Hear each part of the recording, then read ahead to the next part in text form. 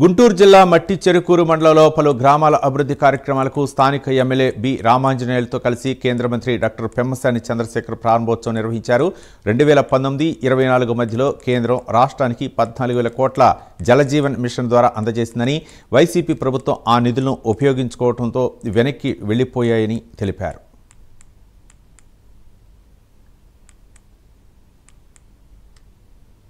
దేశంతో మన ఆంధ్ర రాష్ట్రానికి దాదాపుగా 13 నుంచి 14,000 కోట్ల రూపాయలు ఆ రోజు ఆంధ్ర స్టేట్కి అలొకేట్ చేస్తే ఒక 6 నుంచి 7,000 కోట్లు 40% చొప్పున 6 నుంచి 8,000 కోట్లు 40% జగన్మోహన్ రెడ్డి గారు మ్యాచ్ చేస్తుంటే 5 సంవత్సరాల్లోనే ప్రతి గ్రామానికి వాటర్ వచ్చాయి.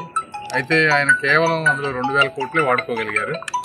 ఇప్పుడు ఆ స్కీమ్ కూడా చాలా వరకు అయిపోతే మళ్ళీ గౌరవ ముఖ్యమంత్రి గారు వెళ్ళి ప్రధానమంత్రి గారితో అందరితో మాట్లాడి మన స్టేట్కి ఆ స్కీమ్ని ఎక్స్టెండ్ తీసుకొచ్చి ఈ రోజున మ్యాచింగ్ కొంత చేసి అప్పుడు ఏదైతే శాంక్షన్ ఆగిపోయినాయి అవన్నీ 1 by 1 వర్కులు చేసుకుంటూ వస్తున్నాం.